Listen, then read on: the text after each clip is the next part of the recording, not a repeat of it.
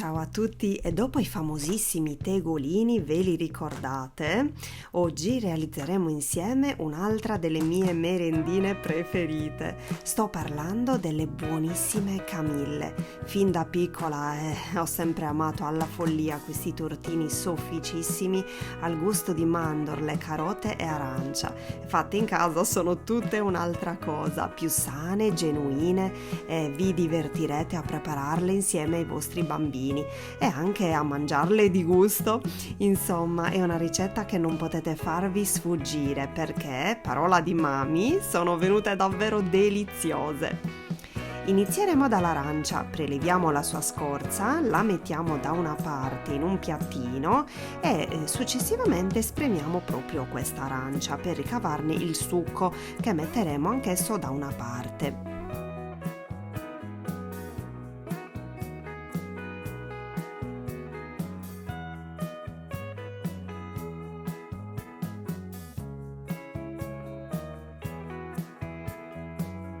Ora in un mixer tritatutto versiamo 70 g di mandorle pelate e un cucchiaino di zucchero semolato.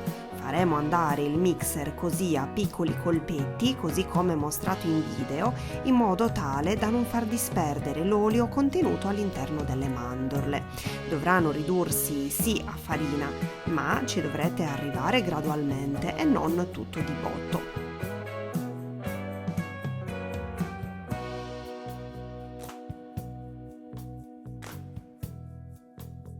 Ecco qui. Trasferiremo la farina di mandorle così ottenuta in una ciotola e ora sarà il turno delle carote. Ce ne occorreranno 130 g, pesate così senza la pelle e senza le estremità.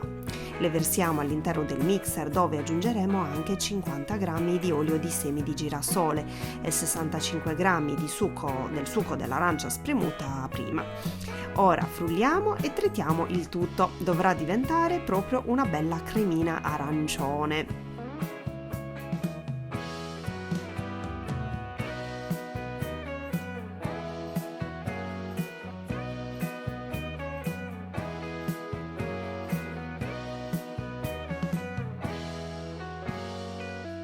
Eccola qui, trasferiremo anch'essa in un'altra ciotola e ora in una ciotola abbastanza capiente andremo a rompere le 2 uova. Le mie sono quelle biologiche che personalmente e ultimamente sto amando più delle altre. Iniziamo a montare con uno sbattitore elettrico e quando si sarà formata una schiumetta aggiungeremo gradualmente, sempre con le fruste in movimento, 100 g di zucchero a velo.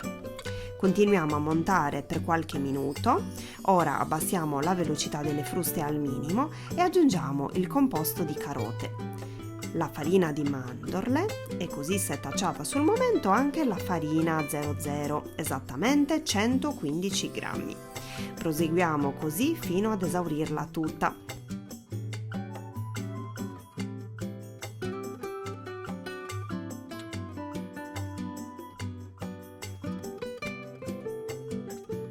Adesso setacciamo anche 9 g di lievito per dolci vanigliato.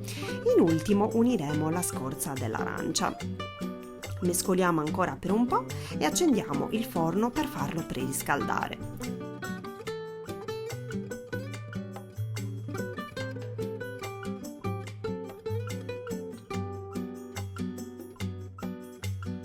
Ora ci prepariamo gli stampini, quelli che preferite o quelli appositamente da Camille, quelli quindi a sfera o quelli classici, oppure anche un unico stampo grande da torte, il cui diametro però non dovrà superare i 22 cm, o come nel mio caso questi carinissimi stampini in silicone a forma di girasole unti con poco olio e riempiti un po' oltre la metà, vedete?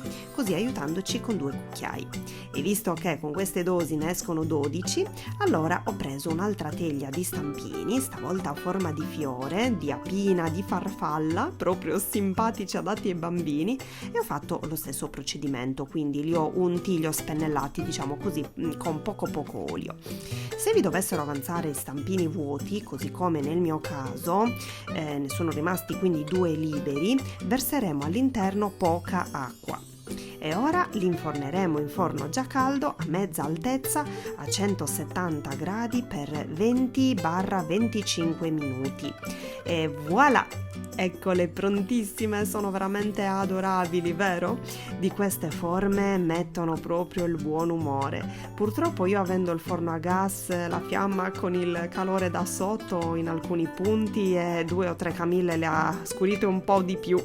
Ma dai, non fa nulla, sono buone e morbidissime lo stesso. Sono veramente speciali e di sicuro i vostri bambini impazziranno. Ma non solo loro.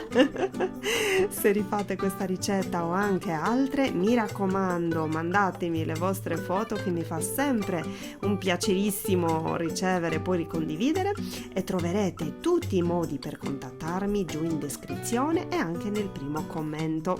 Spero tantissimo che questa ricetta vi sia piaciuta, vi abbraccio forte forte e vi rimando ai prossimi video. Ciao!